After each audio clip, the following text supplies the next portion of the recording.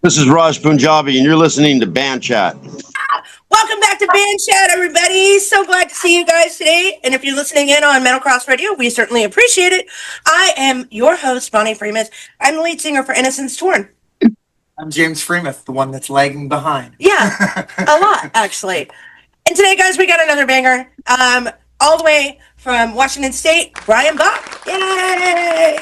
Hey, Bryan, thanks so much for being on the show. Oh, thanks for having me. So for those not familiar with you and your band and group, could you tell us all about you and all about your band? Yeah, so I'm Bryan Bach. I play guitar and sing in a band called Bryan Bach and the Crossroads. That's my blues project. I'm in several projects. I'm also in, I play drums for a couple bands. I play drums for a band called The Adverse Effect. With your guitar player, Brian Diedrich. Dr. Dietrich! Dr. Dietrich. And then I also play drums in a band called Ammo Cat with this guy, Samuel Jameson. How's it going? And then I also am in a Blink-182 like cover band called Feeling This. Wow. Here's some Stacy's mom. Yeah, you are full of surprises. You also you edit video too, right? Yeah. I edit video. I've worked with a podcast when Akate and Tinker were doing their podcast, the Akate and Tinker Show. I did editing for them. Some editing on season 2 Band Wars, and I also do editing for Uncut Records, which is our independent record label, and we produce videos through us as well. So tell us about your independent record label. I didn't know about that. Yeah, that's just we produce a lot of our music in-house. Sometimes we'll go to other studios to like maybe record drums or like do live sessions, and then we'll mix those up and then release those under our label. But yeah, a lot of and we do produce other people as well. I have worked with a band called Dredged and Entropy Sun, and just a couple Lord Infinite. So we've done quite a few different kinds of music, going from like R&B rap to like metal with some punk in the middle. So cool. You were also weren't you a Washington State Independent Music Award winner? Yeah, we won. Bryan Bach and the Crossroads won a award for best blues band. Most blessed blues band. That's badass. That event is so fun. Oh yeah. You've got your hand in so. Hey, I got you. You guys got like 4 of those, right? Yeah, me too. Are they gorgeous? Look at these. Oh my God! What an honor it was to actually even. It was. That was a great time. That was a great time. Looking forward to next year. Yeah, us too. We're hoping that we're going to be able to enter it this next year. We're on the fence about that. We'll have to see what the end of the year brings. But so, what are you guys currently doing right now? So, Crossroads is currently in the works of working on our next studio album. So we're tracking drums for 12 songs right now, and we'll have our first single from that new up-and-coming album ready by January, and we'll be releasing a song a month for the entirety of 2026. Oh, cool. That's a great plan, actually. I know a lot of people that, it's every 90 days. You never really know what the frequency should be, because it consistently, like the industry consistently changes. So. Right. But you got a really smart idea there. That's going to keep you guys rolling all year. Yeah, and it's a concept album, and it's kind of going to be telling a story. So every song is going to be interconnected, like a rock opera.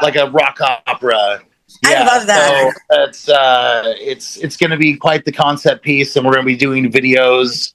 Yeah, correlating music videos that lead into one another. Yeah, create like a short film, almost inspired by like R. Kelly in the closet.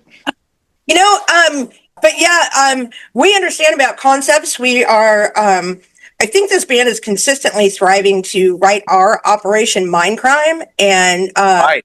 It's a goal of ours. It's something that we absolutely love the idea of telling stories. It's like a horror story. So right. Yes, you can say Operation Mindcrime, but Yeah, I love that Queensryche album. Yeah, my uncle introduced that to me when I was like a freshman in high school, and I was like, oh wow. So tell us what your process is in the studio right now. So this album is kind of a little different. In the past, I've written a lot of songs, and then ended up some songs I completely recorded myself, and then when I had band members, I was utilizing them on recordings. So a lot of it was kind of mishmash, odds and ends for my first two volumes, really. So this album, it's all the current lineup of the band. Love you guys. Say bye to Doc and Heather. Guys. Bye, guys. See you in Hollywood. Hollywood. See you in Hollywood, baby. We're leaving in like 2 days. 2 days. I can't wait. That's exciting. That's exciting. I'm so excited right now. That's the Saliva show, right? That's Yes. Saliva. Yes. Your shot. Oh, sorry. I'm not trying to spoil if you guys haven't. No, we're telling everybody. Every damn body. Good. Cool little show. A couple days also down in San Diego at McGuffey's that I'm looking for. Oh, nice. Nice. Nice. Down there. So I love San Diego. Oh, San Diego's like, Nice. it's deep. So yeah, we have a lot going on, and there's so much that goes on behind the scenes that nobody really, except for the band, get to see. There's so much work that goes into everything we all do. How do you keep up with it all? I mean, you are in so many different bands, so many projects you've got. Well, Bonnie, that's sometimes it's a bit overwhelming. Sometimes it's like, oh, every weekend you're doing something on your days off, because I also work a full-time job because you have to. You know that. So yeah, I also have a kid, and I'm a father, so it's like that also a big priority as well. So your kid have red hair like ours? Huh? Does your child have red hair like ours? No, he's a blondie boy. It could be worse. Oh God. Yeah, at our age with the band, full-time jobs, I just got off a 50-hour work week myself. Right.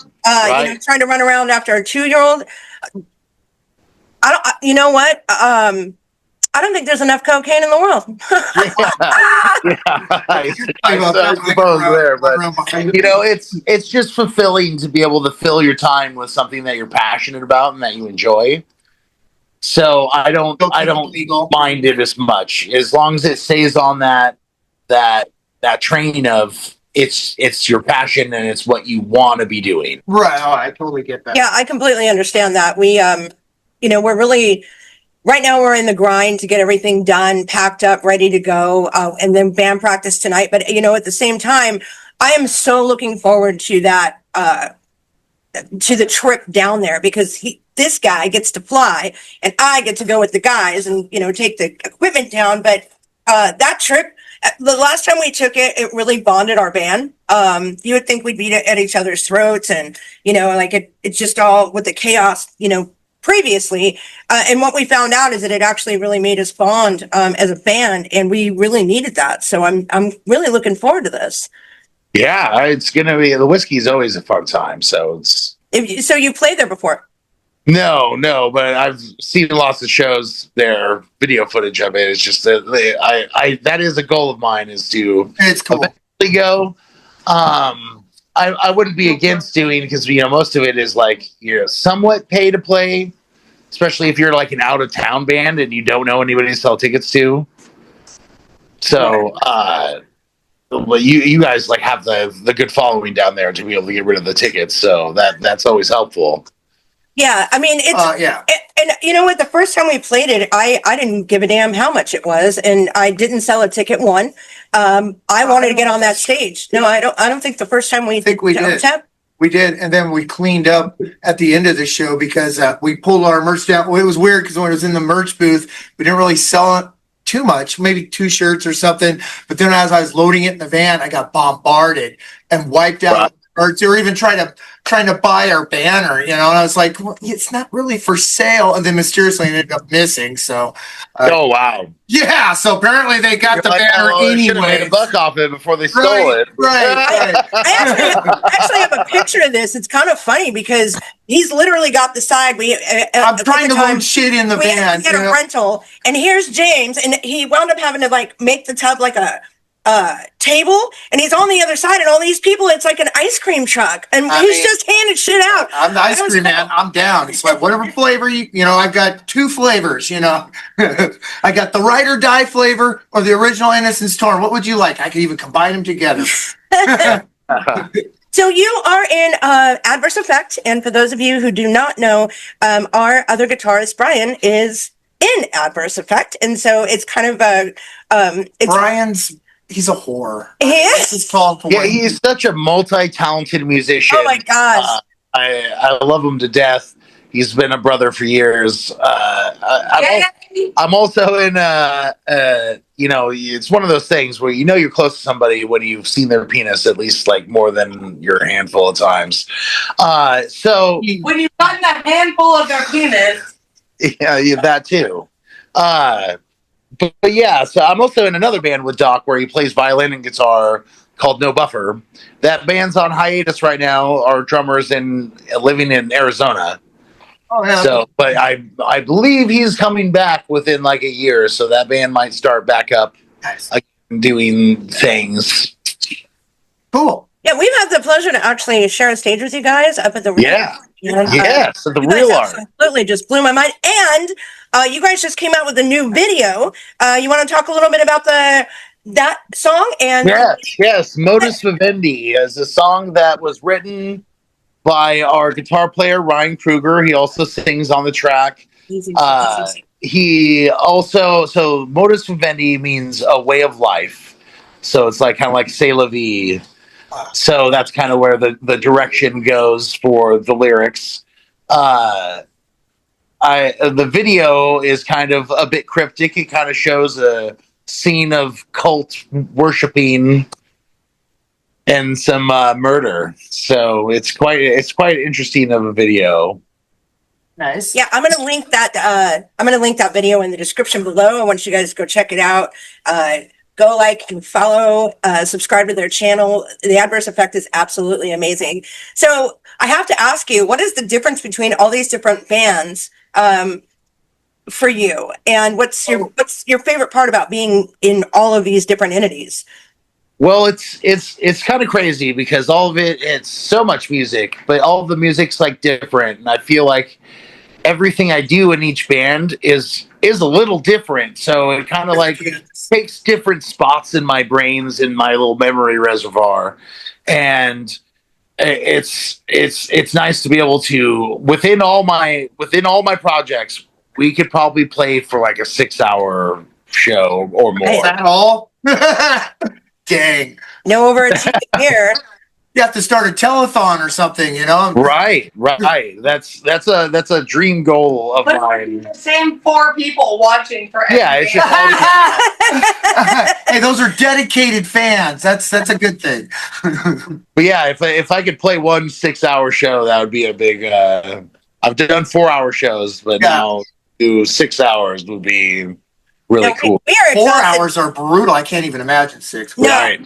I can't imagine any more than I'm so blessed that usually it's only like an hour because we put so much energy on stage that when we get off, like my legs are wobbly and the whole next day.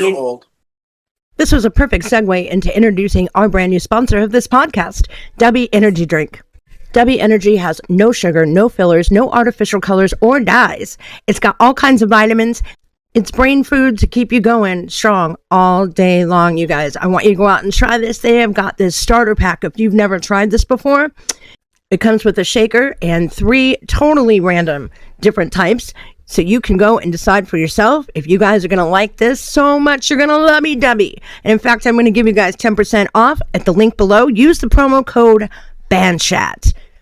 Go give it a shot. You're going to love it. Oh yeah. The 4-hour shows are definitely a different kind of experience. It's like kind of a pace yourself vibe. try to go all two out physically within your first hour set because you've got 3 more coming. Yeah, That dealing with the ebbs and flows of like, oh yeah, the crowds went out to go get a smoke or something. So you got to feel it back up and not let it discourage your performance, because when you're playing for so long, you can't expect your crowd to just stay there for 4 hours right in front of you. Sure. Right. So you watch people come and go, and then whole new groups of people come in throughout the night and enjoy the music. It's kind of a really different experience. It's like a long burn. Right. Yeah, I can't even imagine. I would die. I've done it. I mean, you get those little in between breaks, but yeah, it still wears. Yeah. It's fun. Ones, though. Yeah. It's especially on the drums. Those are the ones that are like, oh God, I can only imagine. Yeah, running in place for 4 hours. I can't imagine. Yeah. So you by that 4th hour. So how long have you been doing music? Like, it seems like.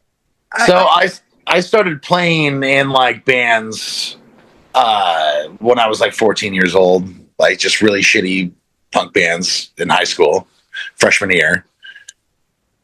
So then I probably actually really started learning the guitar by like senior year. The rest of it was just like learning random Blink-182 songs, Green Day songs, some System of a Down. Ooh. Yeah, so what's your biggest influences? So when it comes to like metal, I love like Metallica and like Megadeth and Slayer, the Anthrax, the big 4 of the 80s, huge influence within my taste of metal. There are some like new metal bands, like Slipknot's not bad. I have seen Limp Bizkit live, so they're pretty rad. I agree. I like them. I think Marilyn Manson. All that humor is cool too. Yeah. Yeah, I'm not exactly sure what's going on with their lead singer right now. The last time I saw him, he had like a. It's part of his shtick. It's cool. It has to be, because he was wearing like Crocs and like. That's well known. And his outfit was just atrocious. Yeah, he looks like the weirdo Uncle Grandpa guy. Yeah. Exactly. The creepy uncle. Like, come on over. Corey Feldman opening for him when I saw him at White River. Oh, cool. Yeah. It was a great show. I took my son to that show. Yeah, I just saw a recent video, and he hit a certain point, and this was a packed stadium, and I mean, they were all jumping at the same time. It was so cool to watch.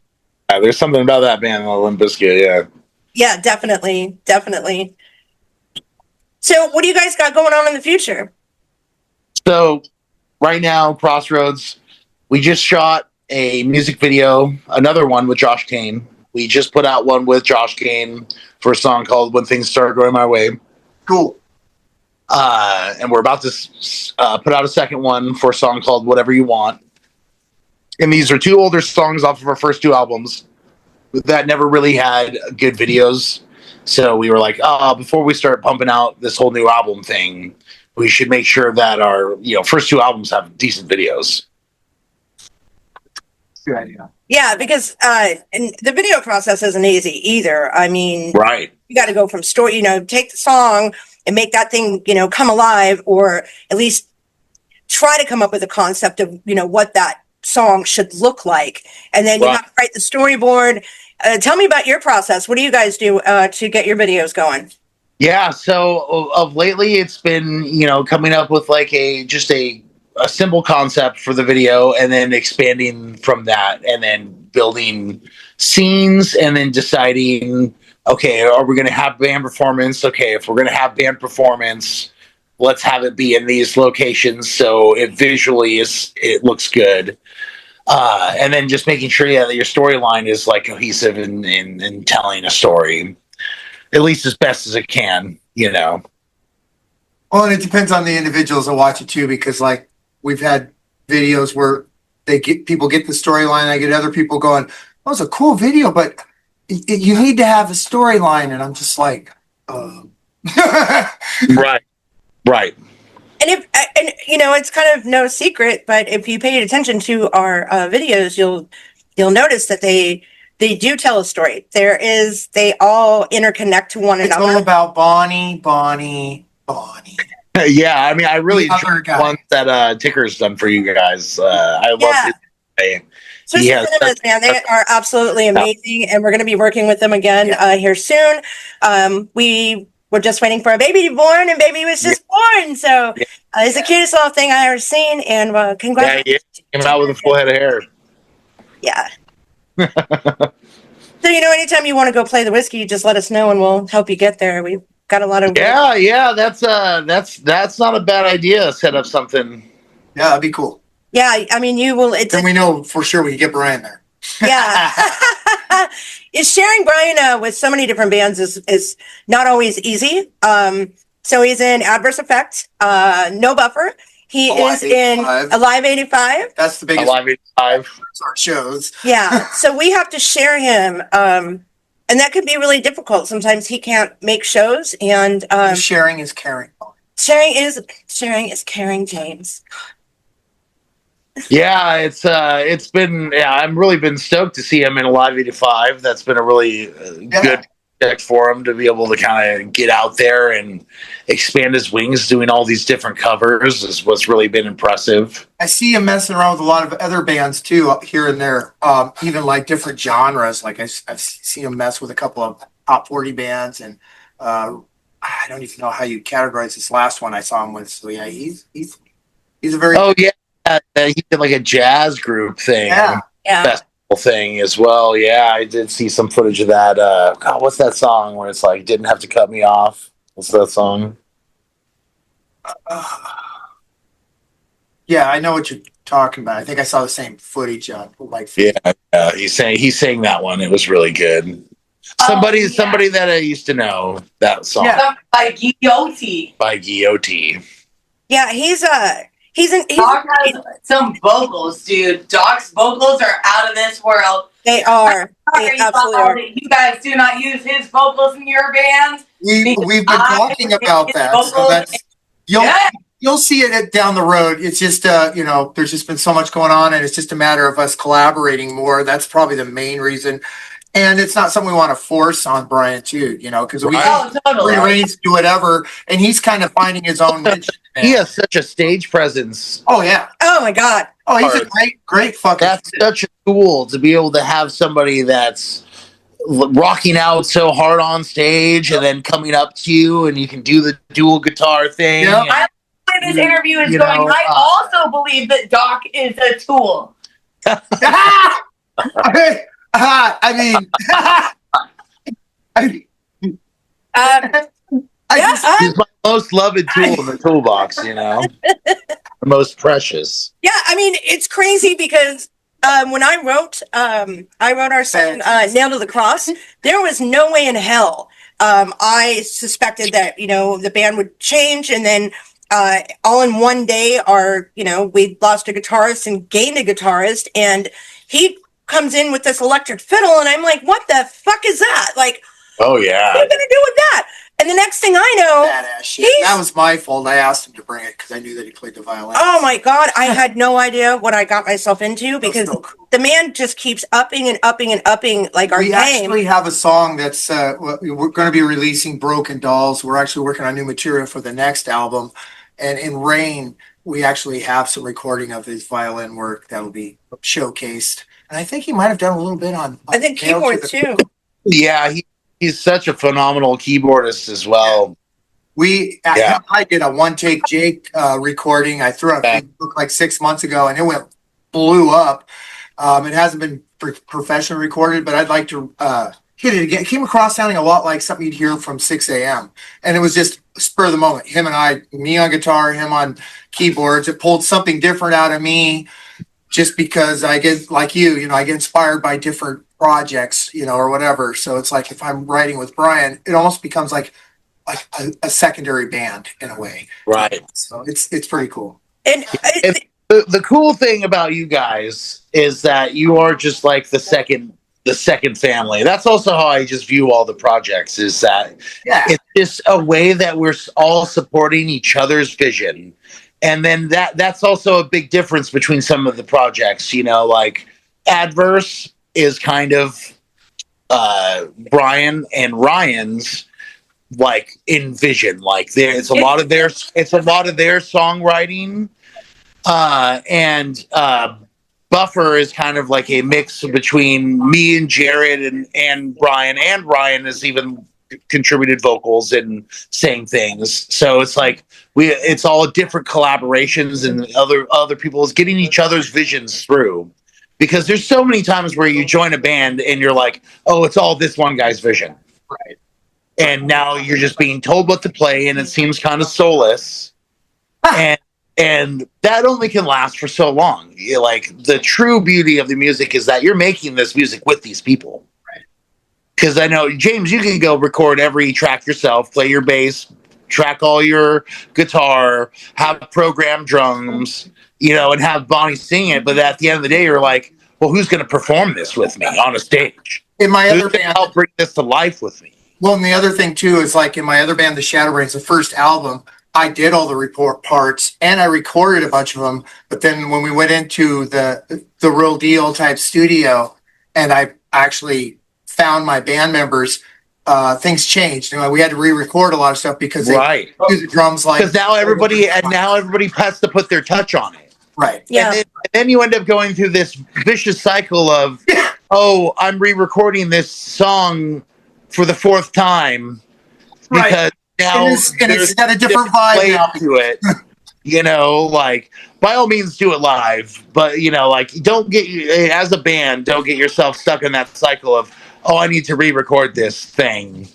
I agree. And I deal with that sometimes with members in this band. Right. Like, and that gives the interesting it's thing a waste of time. how these members are going to perform your material. Right. And that is a difference. I mean, we've had past bandmates where we've done the recording and now everything is completely different. Mm-hmm. I wanted to go back in and re-record it. Well, but he's completely against it because 100%. It's a waste of time and money, and the stuff's already good. And it's like, if from evolving and working on new material. If you get a good live recording of that song that you get to mix or something, then put out a live version of it that now has all that flavor on it. Because bands also, that's something that bands just don't do enough of nowadays. Like, I want to hear your like studio produced thing, but then I want to hear a good live recording, right? Because this is of your song and your energy that you give live. Because that's, if I'm going to go see you live, that's what I'm going to go see. So that's what I want to fall in love with. And the thing is, too, it's like with me, I can't go live and play 5 guitar tracks, so I kind of take the best of the tracks and put them together to make a live version. And it seems to work. Usually. Yeah, I absolutely love, some of my favorite albums are live albums, like No Effects. I think they suck live. You got the Mark, Tom, and Travis show from Blink-182. Of course, you have like all the like live shit, Binge and Purge box set that they put out. That was like our entirety of like them in New Mexico. That was like some of my favorite, like S&M from Metallica was also one of my favorites because it was a live recording of them playing with the symphony. Yeah. Oh yeah. That was a good one. Yeah, so like some of my favorite things I listen to are bands live. Most of the time, like when I'm into a band, I'll look up like their latest live performance and like I want to hear what they're sounding like. Yeah, because they can fix anything in a studio, but you can't fix shit live, with autotune and all the studio work you do, But I love the art of performing live. So I love to be able to see what a band can do in their element on a stage. I get it. And I noticed, like with our band, believe it or not, a lot of times we just go into the studio and we lay down our tracks together. Minus the vocals usually get redone a second time. But other than that, just because we rehearse so much, that's our formula. And I know a lot of bands don't do that, but for us, it's a great recipe. Even our producer and engineer prefer us to do that, where at the beginning, they were adamantly against it. But they're like, no, James, you're right. And I was. And I could tell. Right. We've worked so much together in the last couple of years that we just, for us, that's exactly how we want to sound. We want to sound the same way live as we do Well, I mean, if we can. if we can, you know what I mean? Or as close to as we can, but that's just, Right. how, we vibe. So we've got a few more minutes left to go. I want to ask where people can find your music. And if you have any advice for anybody who would ever want to be in our place. Yeah. So the advice for anybody that wants to be in our place is just be prepared to have every moment of your free time consumed with trying to produce, trying to get something out there, because content is king. That's pretty much the only thing you can do. If you write a great song and you put it out, but then you don't do anything after that, relevancy is important, and you want to be able to stay consistent and current and make sure that people are hearing your name and hearing your stuff, and don't get caught up on this one song that you put so much into and now it's not getting the response that you want. Well, then move on to the next one. You can't just keep pushing the same song on people forever either. Keep writing. If people are burnt out on hearing your songs, write a new album, or play a bunch of covers that inspired you to maybe draw Inspirato to get to that phase of now I'm going to produce something new. So I see so many bands stuck in a rut of they've been playing the same 10 songs for the last 10 years. And you just don't want to be in that situation. It's good to have them, but push yourself into continually writing new material. Yeah, I have to agree with that. And we do. Yeah, we're constantly Working on new stuff, but this Yeah.